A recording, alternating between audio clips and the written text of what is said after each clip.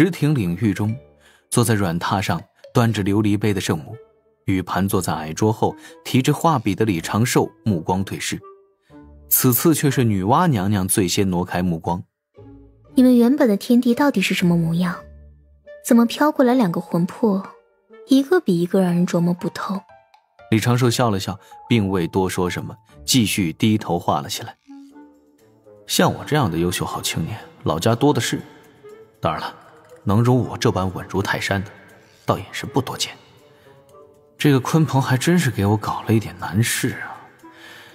忍下这口气是肯定忍不下的，也是不能忍的。怎么着，也要让鲲鹏不痛快一二，且让鲲鹏以后少来骚扰我。哎，弥勒、鲲鹏、旧退、新生。李长寿眼前一亮，下笔如有神助，眼底带上了几分完稿的迫切。哼，不要急，有的是时间。女娲娘娘淡定地道了一句：这本画完了，还可以再加一本。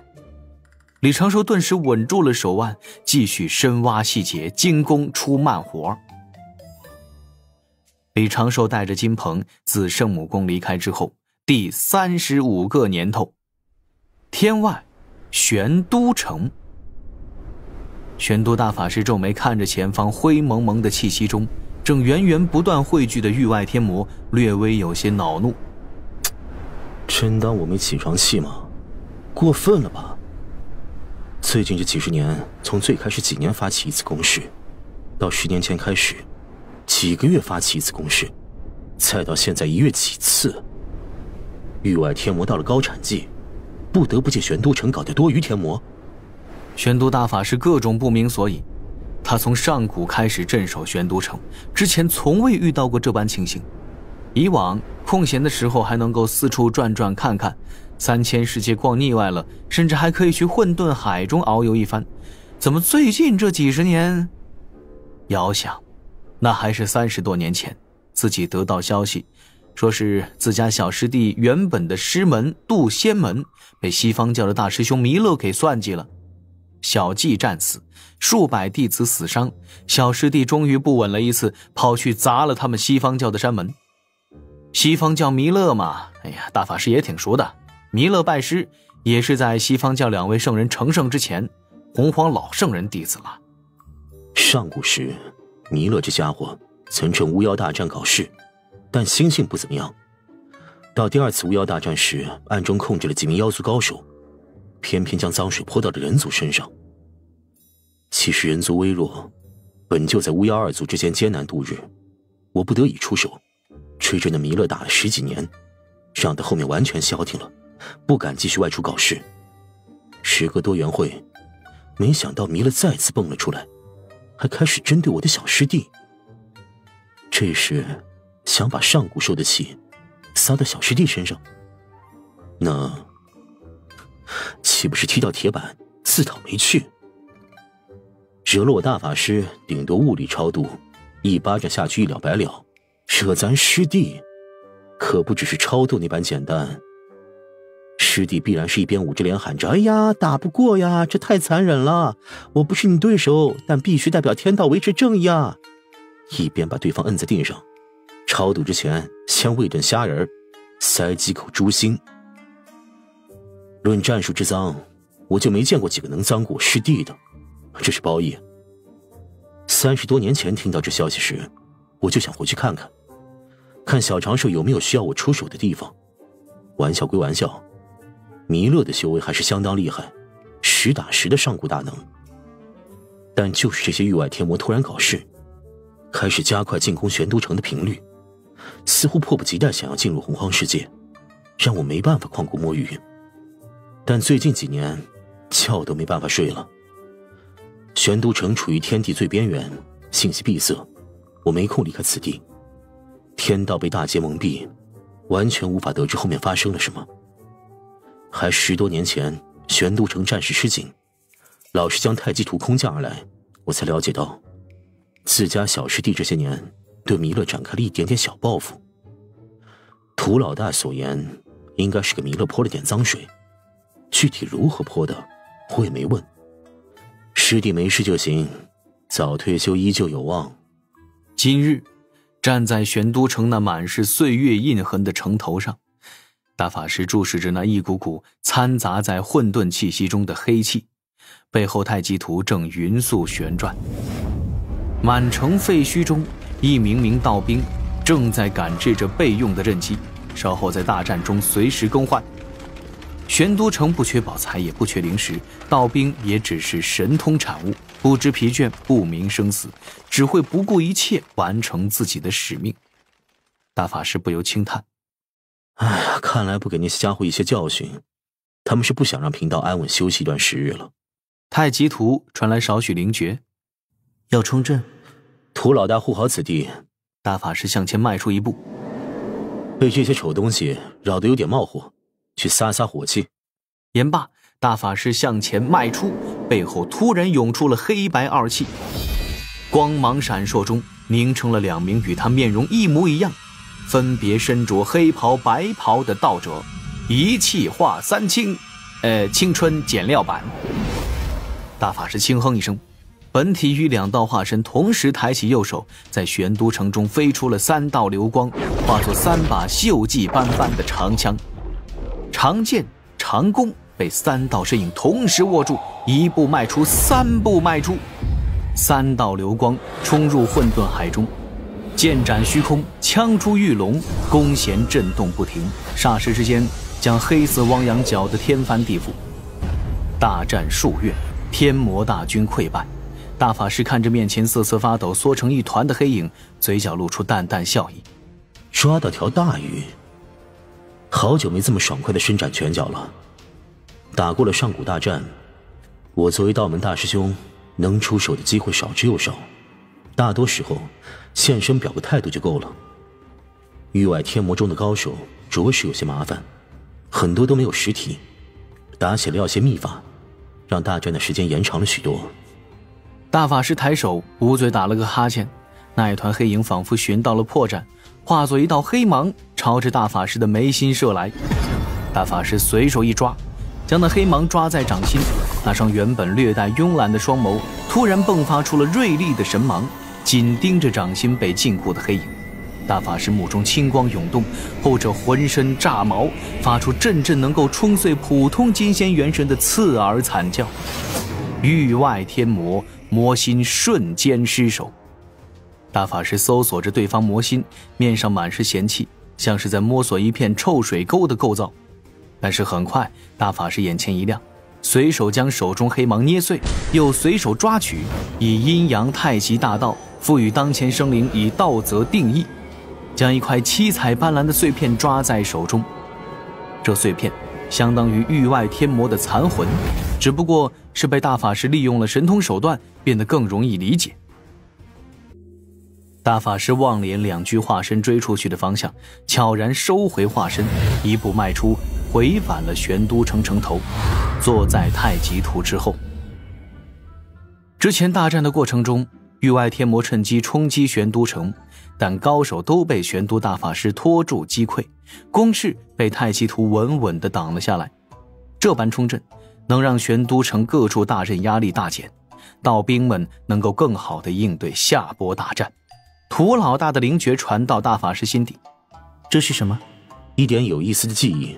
大法师含笑把玩着手中的碎片，略作思索，右手掐了一个法诀，手指点在这碎片上，碎片砰一声炸响，点点星辰透出一幅有些模糊的画面。昏暗但道则归墟的混沌海角落中，一头无法言喻无法描绘，但给人感觉就是无比丑陋的臃肿天魔附近飘着数之不清的域外天魔。这臃肿的天魔身上不断地飘出一团团黑气，这些黑气迅速地化作新的域外天魔。大法师略感惊讶，天魔尊者恢复元气了？还是远古那头吗？应当是开天劫活下来的几头先天神魔之一。大法师啧啧称奇，又掐了一个法诀，画面中顿时响起了一阵叽叽呱呱嗡嗡的响动。大法师一脸懵懵然，涂老大却是能够解析这些话语声，将灵诀投在大法师心底，让大法师双眼渐渐瞪圆。杀太白，毁金星！杀太白，毁金星！胜者不容污蔑，定要让太白金星付出代价。我们域外天魔什么时候被这么欺负过？杀太白！你若毁我天堂，我必戳你脊梁，毁金星！大法师瞠目结舌，长寿干了点什么？怎么仇恨都拉到域外天魔身上了？太极图倒还算淡定，问了句：天魔尊者好像是个雌性生灵。大法师额头挂满黑线，整个人都不太好了。半个时辰后，一枚特制的玉符被阴阳二气包裹，飞入玄都城正中的漩涡，回返洪荒天地，跨越3000世界，朝着天庭激射而去。师弟的这些年都干了点啥？与此同时，3000世界边缘某个大千世界中，一只被仙绳困住的青毛大狗扭头看脸身后数万天兵天将，感受着离他最近的金翅大鹏鸟怀中那把天地除魔剑的威压，禁不住悠悠一叹：唉，35年，都35年了，遥望幽冥界，不得主人生。星君大人是不是天庭最强的正神，我谛听不得而知，但一定是最狠的那个。在外面这么一逛，帮天庭除掉了大批潜伏在3000世界边缘的域外天魔，搞得我也是被动接受了天庭法宝兽的身份。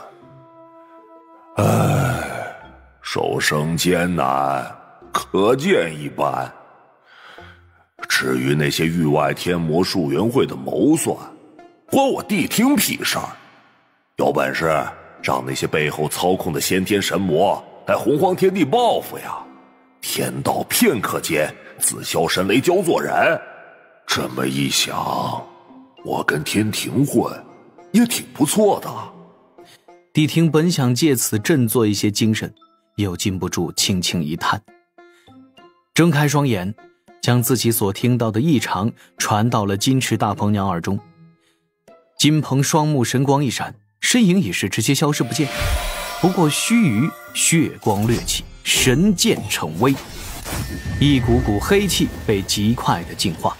金翅大鹏鸟保持人形，背后探出2只金色羽翼，身形投射在这片大千世界各处。奉天命，得玉帝陛下准许，持太白星君之令，今日斩除潜伏在此地域外天魔，护卫天地苍生。若有炼器师发现域外天魔，杀之，收集其魔气，自可来天庭领赏。天地间万籁静寂，金翅大鹏鸟身影一闪，开始率军离开此地，进入了第2波清查模式。域外天魔狡猾得很，只查一遍自是远远不够。金鹏在怀中拿出了老师所著《除魔36式》，眼底满是赞叹。趴在宝座上拴着狗链的谛听，视线余光瞄到了金鹏手中的玉简，下意识就开始浑身乱颤。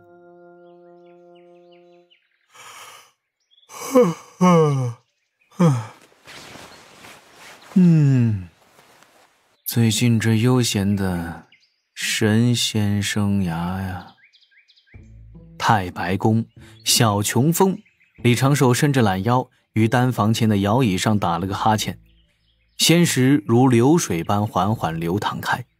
棋牌是最近10多年又有了新课，龙吉这个大弟子也有了进入小琼峰的权限。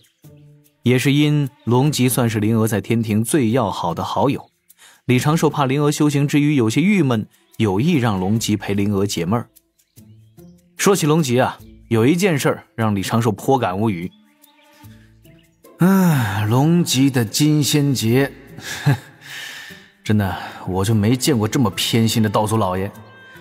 像我这个徒孙渡劫的时候，不只是一道没赏，还被天罚一顿乱劈乱砍，雷风火水一样都不少，天罚都是奔着要我重伤去的。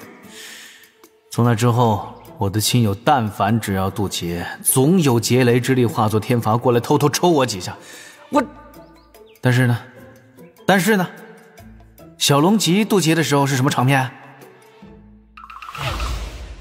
那一日，龙吉突然道：“老师，弟子好像要渡劫了，冥冥中有个声音让弟子做好准备。”李长寿立刻断定这是天道给龙吉的提醒，也算是天道给玉帝几个颜面。龙吉随后就飞去了瑶池，到了此前预选的渡劫之地。劫云在短时间内密布空中，龙吉对着空中做了一个道揖，朗声道：“天庭龙吉，拜谢天道老爷百忙之中抽空来批。”空中劫云直接了一声，你看看这。劫云显化出9重天阙之情，周遭还伴着一朵朵祥云，远处的仙乐都已经提前奏了起来。这是稳过呗。龙吉等了一阵，空中先出现了一阵雷声，然后一道威力十足的粉色天雷劈砍而下，路过龙吉的额头，落在龙吉的肩头。龙吉被打得身形摇晃了一下，上方劫云瞬息停下转动，静静地等了一阵。是的，等了一阵，这一阵就很有灵性。到后面，李长寿差点没忍住就破口吐槽：“我就没有见过后面4道天雷每一道间隔要超过2个时辰的天劫，这天劫是生怕劈坏了玉帝的爱女，让玉帝对天道有意见吗？”龙吉渡劫之后，收拢了一下凌乱的长发，侧旁立刻有数百名瑶池仙子扑了上去，一个个拿着蟠桃，端着灵丹妙药，唯恐去一步晚了，龙吉的伤势就要恢复了。行吧，天庭他家的。道祖老爷明显是干涉了这一次天劫，还给自己孙女儿严重放水，这也是龙吉没有正神之位，不然呢，说不定都非免一道天劫，而是象征性的劈几下，天劫之力就会直接改造龙吉的道躯。